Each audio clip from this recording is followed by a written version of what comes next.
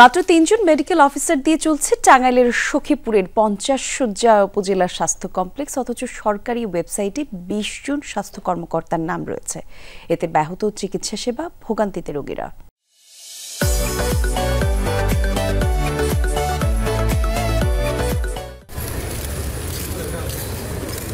প্রায় ৪ লাখ মানুষের স্বাস্থ্যসেবার একমাত্র ভরসা টাঙ্গাইলের সখীপুর ৫০ শয্যা উপজেলা স্বাস্থ্য কমপ্লেক্স। চিকিৎসক সংকটে ধুকে ধুকে চলছে হাসপাতালের কার্যক্রম।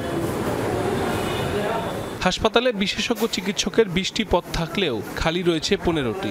অভিযোগ আছে দায়িত্বপ্রাপ্ত ৫ জনই বেশিরভাগ সময় অনিয়মিত।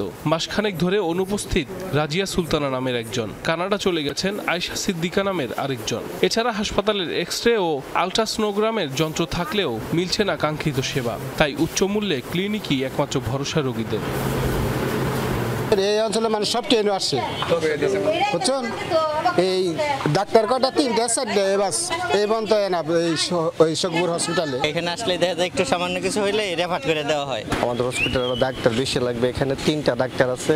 ইমার্জেন্সিতে ২৪ ঘন্টা ৩ শিফটে ৩ জন ডক্টর লাগে।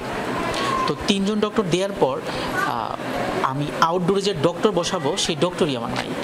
উপজেলা স্বাস্থ্য ও পরিবার পরিকল্পনা কর্মকর্তা জানান, চিকিৎসক সংকট থাকায় ভোগান্তি পোহাতে হচ্ছে রোগীদের। নতুন করে নিয়োগ হলে সেবার মান স্বাভাবিক হওয়ার আশা তার। একই কথা জানালেন সিভিল সার্জন। সেপ্টেম্বরের মধ্যে হয়তো আমাদের ২০০০ নতুন চিকিৎসক নিয়োগ দেওয়া হবে। তো এরকম হলে হয়তো আমরা এই সমস্যাটা কাটিয়ে উঠতে। চিকিৎসকরা আপনারা জানেন, এটা 2 বছর পরে হায়ার ডিগ্রির জন্য ওনারা কোর্সে চলে যায় বিভিন্ন মেডিকেল কলেজে। এই জন্য কি চিকিৎসকের সংকট আছে, এই ব্যাপারে আমার যথাযথ কর্তৃপক্ষকে অবহিত করেছি। উনি যথাসম্ভব চেষ্টা করবে বলে জানিয়েছে। সে কিছু হয়তো পোস্টিং করবে। জেলার 12টি উপজেলার স্বাস্থ্য কমপ্লেক্সেই রয়েছে চিকিৎসক সংকট। জেলাবাসীর দাবি, অতি দ্রুত স্বাস্থ্য কমপ্লেক্সগুলোতে চিকিৎসক নিয়োগ দিয়ে তাদের সঠিক সেবা নিশ্চিত করা হোক। সাইফ আহমেদ, যমুনা নিউজ।